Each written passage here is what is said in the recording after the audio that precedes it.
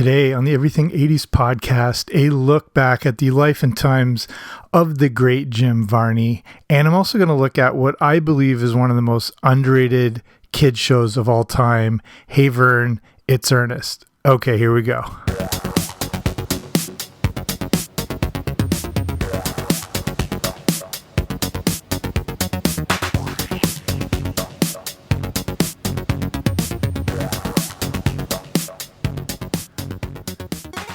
Hey there, what's happening? Welcome back to the Everything 80s podcast. I'm Jamie. Thanks for coming on out today. Jim Varney brought us the beloved character of Ernest P. Worrell. He would often appear on the big screen, but he did make the jump to a TV show, which we'll talk about in a little bit. And this is a topic. I love Jim Varney. He was, to me, like, I was like in the exact right wheelhouse for his type of comedy and his type of humor. And I don't know, it's just something about him completely resonated with me. The movies as well, a few of the classics, he made a lot more than I even realized. But a lot of this stuff, which I find relatively groundbreaking, especially when we look back at Hey Vern, It's Ernest, which we'll get to in a little bit, which you may not remember. I remember very well. It was short-lived, but we'll cover all that in a bit. And before we start, if you haven't already, make sure you subscribe wherever you find your podcast. I should be there. And on a side note, as I mentioned this on patreon.com, and this is just, I don't know if you want to call these announcements or interesting things of the week. If you are on Disney Plus, you may or may not have noticed this very quiet announcement, not even an announcement, a release of a new category in Star Wars called Star Wars Vintage. And I didn't see anything mentioned about this. It's kind of this throwback retro little mini channel within Star Wars on Disney Plus, and it's got things like the Ewoks cartoon from the 80s, which was great. It's also got those live action Ewok shows like Caravan of Courage or The Battle for Endor, which were kind of awful but amazing at the time because it was, new Star Wars content when you were a kid. We only got 3 of the movies at the time and you had to wait a while. This was just new stuff. So Disney Plus has put this out. And then a very interesting release, a 9-minute cartoon called The Faithful Wookiee. And if you've hung around this podcast before, you know how much I'm consumed with the infamous Star Wars holiday special. And if you've seen this special, if you don't know what I'm talking about, you're gonna have to just go back to the earlier episodes. I'll put a link in the show notes, so wherever you're listening, whatever it's on, like Spotify, YouTube, Apple Podcasts, whatever, just with the description of the show, I'll put a link to my episode about the Star Wars holiday special. So this thing is critically panned. It's one of the worst things ever aired on TV. But the one redeeming part of this special is this little 9-minute cartoon in the middle of the show. And it just sort of comes out of nowhere and it's not really connected to anything. And Disney Plus has taken this little bit from the Star Wars holiday special and put it into this Star Wars vintage package. But they haven't put any context about this thing. They've just released it as The Faithful Wookiee, which is sort of the core of the story, seeing how Chewbacca doesn't turn on his friends. And this is the very first appearance of Boba Fett ever. But, for so many people who didn't get to see the special, they didn't know about him and wouldn't see him until The Empire Strikes Back. So it's so weird that Disney would put this out because the Star Wars holiday special has been just disowned by everyone who had anything to do with it, George Lucas, and now the fact that Disney owns it, and Lucasfilm, and all the people involved with it just refuse to acknowledge this thing ever exists. So it's pretty astounding that this thing is now out there. The closest thing they've come is the acknowledgement of Life Day, which is the Wookiee holiday, which is the whole premise of the Star Wars holiday special. They mentioned that in the first season of The Mandalorian. Then there's also the Lego Star Wars holiday special they released, which again has references to Life Day and stuff like that. So the fact that they've actually taken real footage, like real portion of this infamous special and released it is pretty groundbreaking if you're remotely a fan of the holiday special. So maybe it's getting one step closer to the fact Disney will fully recognize that this thing existed and, do a full proper release and like a remastered whole deal, but we can only hope. So yeah, that's what I just mentioned on Patreon and the people there. If you want to learn more about Patreon, I'll cover more about that at the end of the show because we've got to get to Jim Varney. So again, growing up in the 80s, there's several things that had this sort of profound influence on me. I like, all the usual video games, the same comic book, cartoons, all that stuff. But again, I love things like Pee-wee's Playhouse and I love the Far Side comics. Those things like really appeal to my sensibilities. And like I mentioned, it was the work of Jim Varney as Ernest P. Worrell. And it's again, another one of those things where you feel like this character and the humor was made just for you. Like it's like they knew exactly what would make you laugh. But, turns out a lot of other people felt the same way as the work of Jim Varney spread over the decades.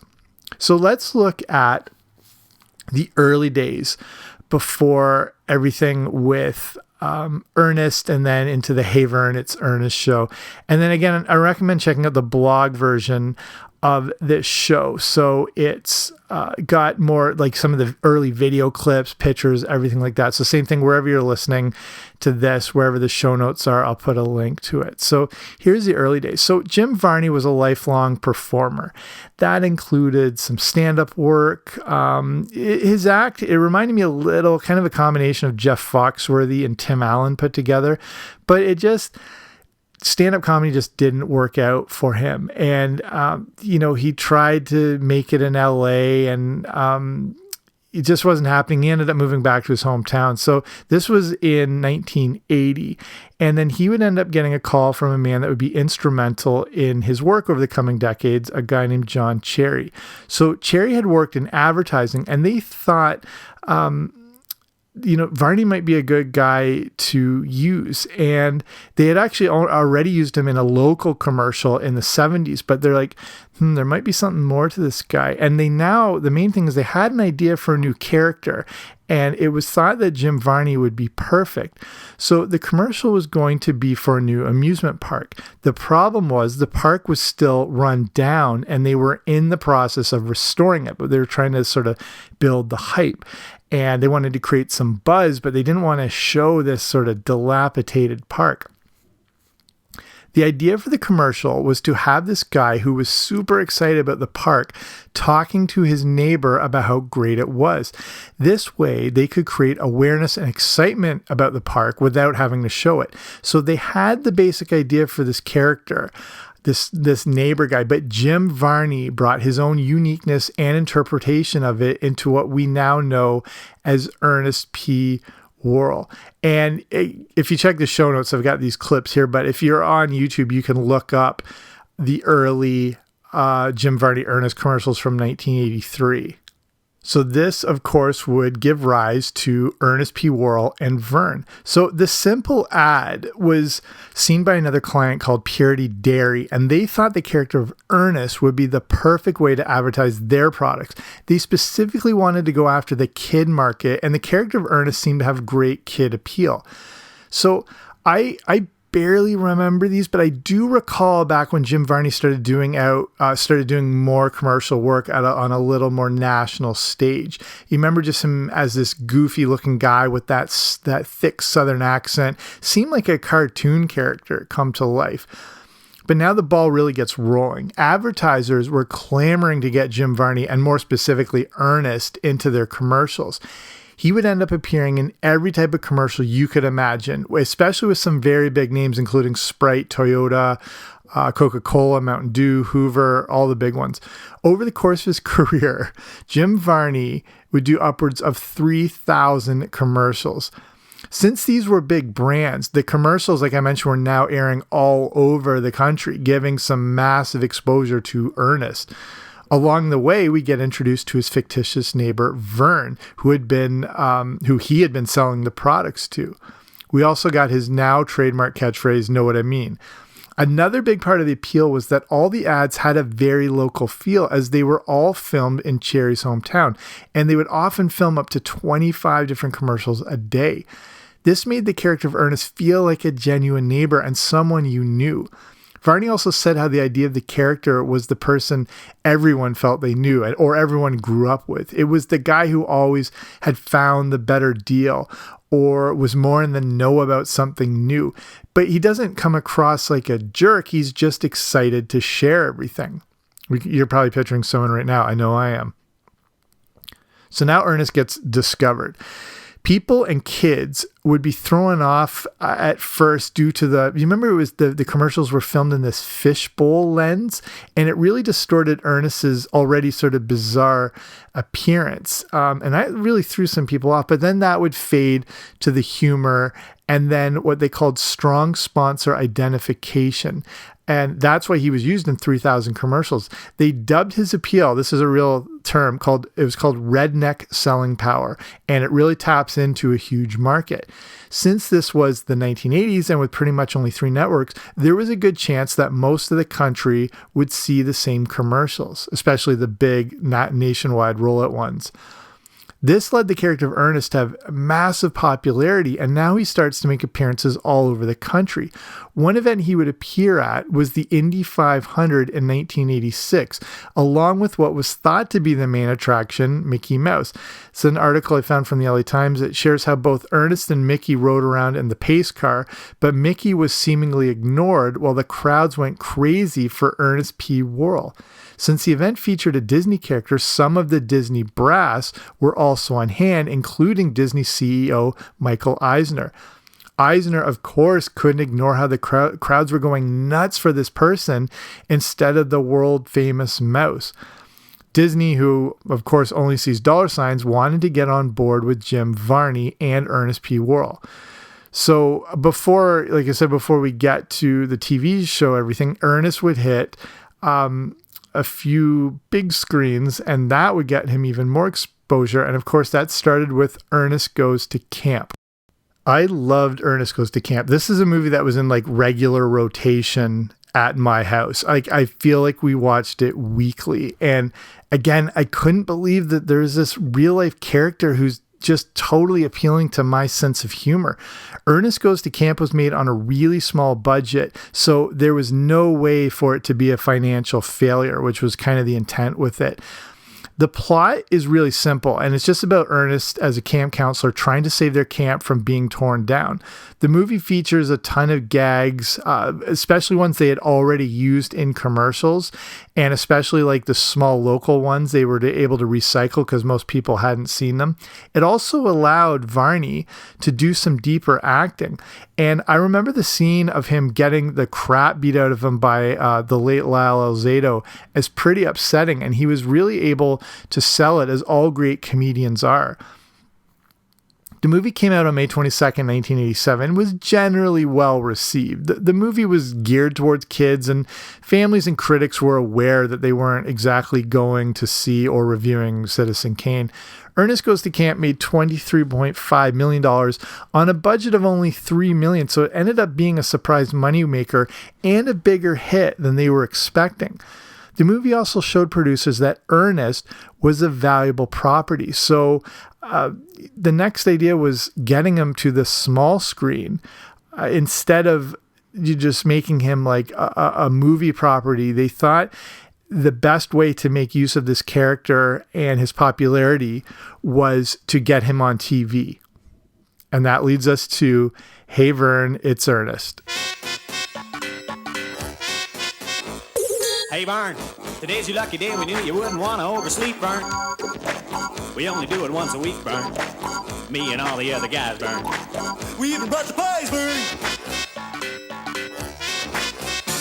It's the Ernest P. Worrell with a story and a moral and a big chuckle, hip trip, double dip, super supreme show. You know what I mean? No! Hey, Vern, we moved your furniture and now we're going to fire up the barbecue, Vern.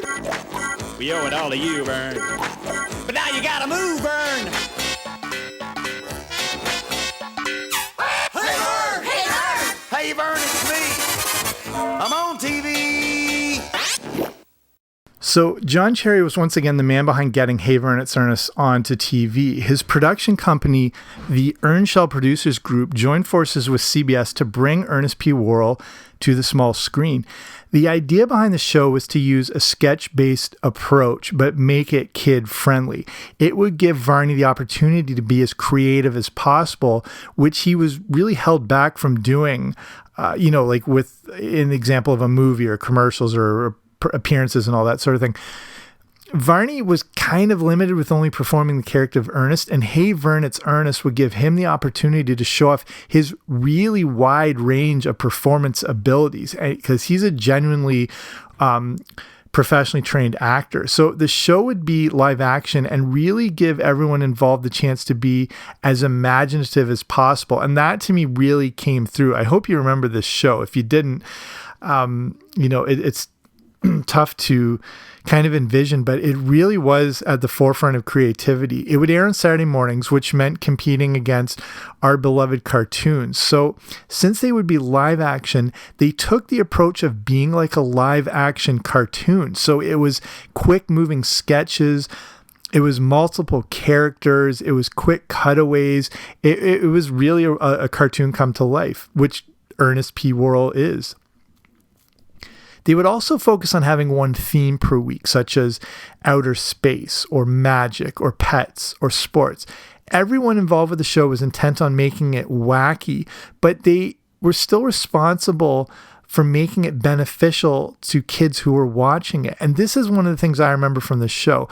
I felt that it did have a touch of educational aspect to it, but not in a boring way like the stuff they would force us to watch in schools. My focus was on getting this expanded Ernest universe with a character I love.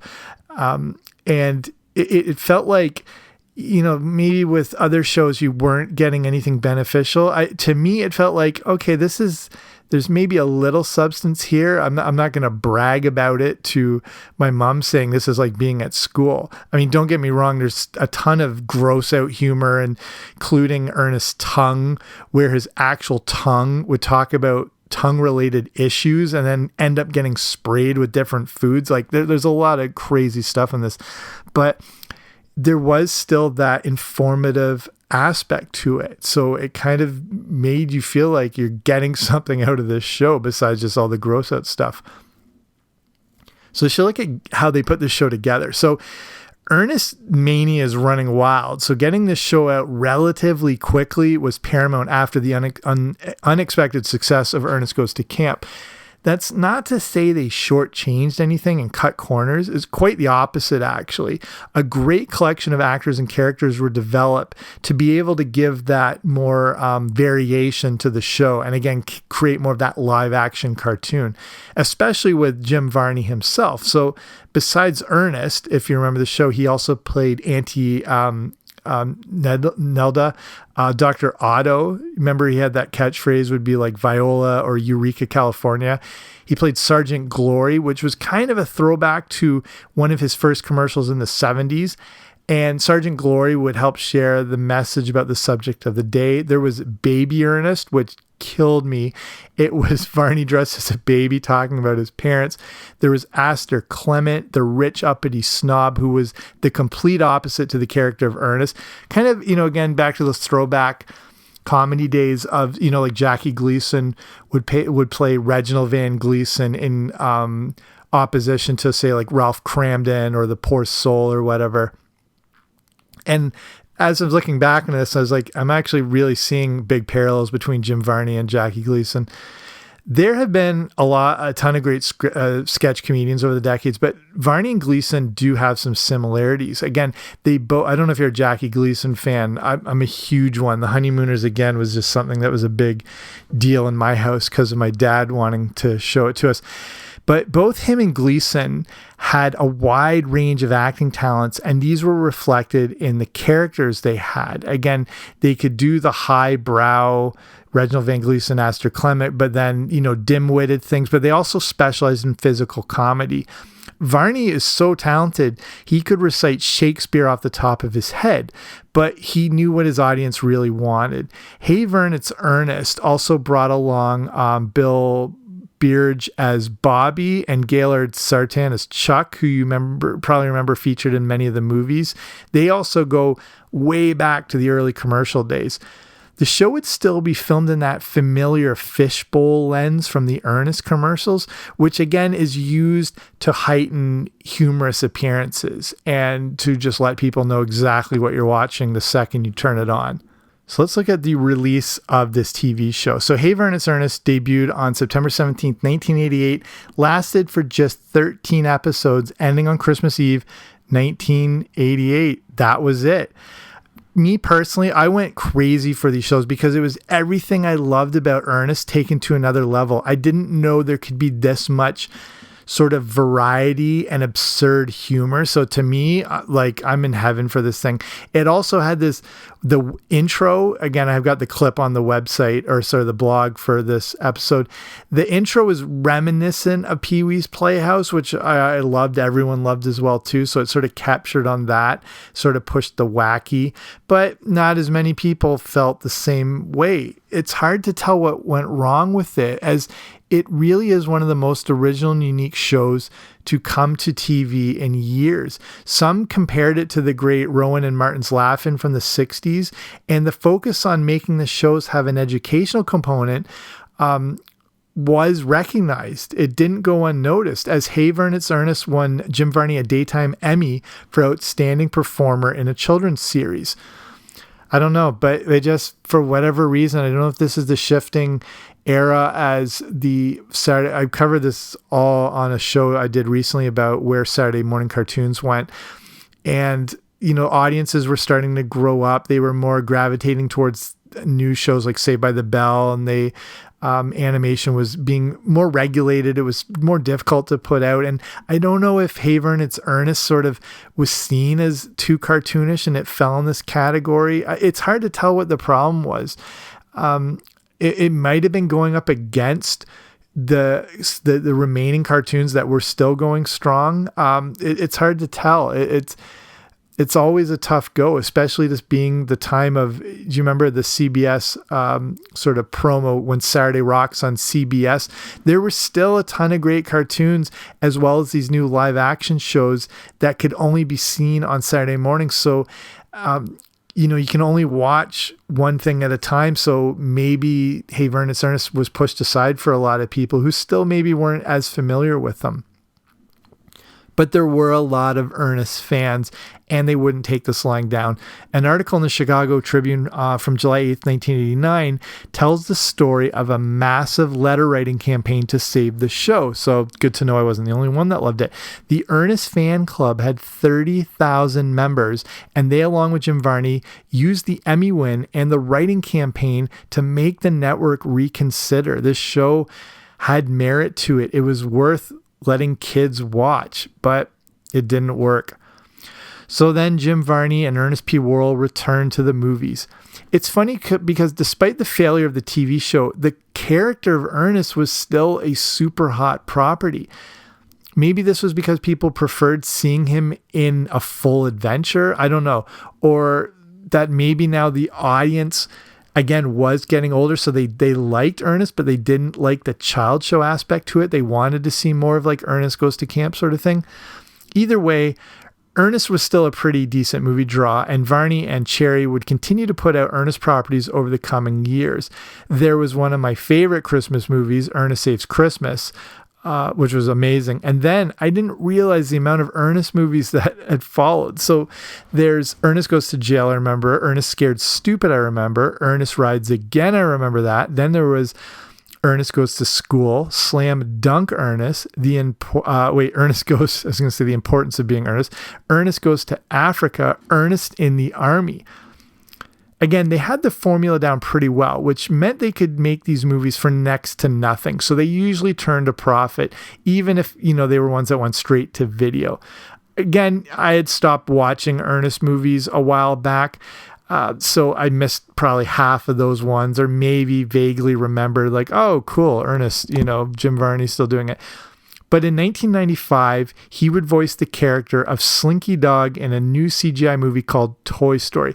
And I remember seeing this, everyone saw Toy Story, but I remember specifically seeing it And then hearing the voice of Slinky Dog and taking a minute to register. And I knew that I knew who this voice was, but I couldn't put my finger on it. I don't know if that was the same case for you or for a lot of people, because like this is someone you grew up with, but you had sort of been away from him for a while. And then it was one of those things later that holy crap, that was Jim Varney. So I remember that sort of sense of joy when that sort of clicked in, and then checking in the credits after that, it was one of my beloved childhood favorites. And even though there was a whole new generation that didn't know him, he still was able to make an impact on them. So I'll start winding it down here. Jim Varney would unfortunately pass away in the year 2000 at the very young age of 50. As tragic as this was, he no doubt left an indelible mark on a whole generation of kids. And he had fans all over the world. Even at this stage, as sick as he was at the time, he still had a few movies coming down the pipeline. One was called Ernest Goes to Space, and another called Ernest and the Voodoo Curse. So, as I'm finishing up, I'm clearly a big Jim Varney fan, and I also find it really unfortunate that Hey Vern, It's Ernest didn't last longer. I think it could have made an even bigger impact on the world of kids shows if it was just given some more time. I think it could have been an established hit. I don't know if along the lines of Pee-wee's Playhouse per se, maybe, or Schoolhouse Rock, but I think it could have been in the conversation. A guy as creative as Jim Varney would only continue to create, and I think we missed out on a lot of what could have happened, or that if this show was given more chance, or if he was able to recreate it in another format. I think he could have put out one of the best kids shows of all time, whether he rehashed it or just came at it from a new approach, or they gave it a few years and allowed him to get back into it. But whatever, shows like this were a dream come true to a kid like me. The movies were just exactly what I wanted to watch. It took the character I already loved and put him into every circumstance you could think of. The TV show was off the rails, but just like his movies and like the man himself, everything he did had some character and warmth to it. So I'll finish it up there. Thank you for listening. Again, if you haven't already, make sure you subscribe wherever you find your podcast. I'd recommend, I don't know where you listen to your shows, but I'd recommend listening on Spotify. I don't know if you're a Spotify listener, but the Spotify podcast app has really improved, especially in the last few weeks. And they've done a lot of stuff as far as creating new sort of categories and making shows easier to find. And they have a website where you can discover new things. It's not always the same top 10s that you see, the same shows in the same categories. There's a lot more exposure to other, shows like this. And that kind of leads into just what I'll quickly touch on with patreon.com, which is a way to support these type of small shows. So as the podcast world's growing, it's tougher for smaller shows like this to stand out against, corporations, celebrities, giant podcast networks. So patreon.com is a way to support and sort of donate to a show like this for, like a few bucks a month, but you also get rewards depending on how much you contribute. There's different tiers, and the different tiers, there's the different audio rewards. So like at the Boba Fett level, I do the Everything 80s Movie Club, which is a review of all the good, bad, and ugly movies of the 80s. And, again, different things at different tiers. If you want to see more, just go to patreon.com/80s. So patreon.com/80s. Or again, wherever the show notes you're listening, there'll be a link there too. But that's it from me. Thanks for listening. I will be back soon with a new episode. Don't you dare miss it.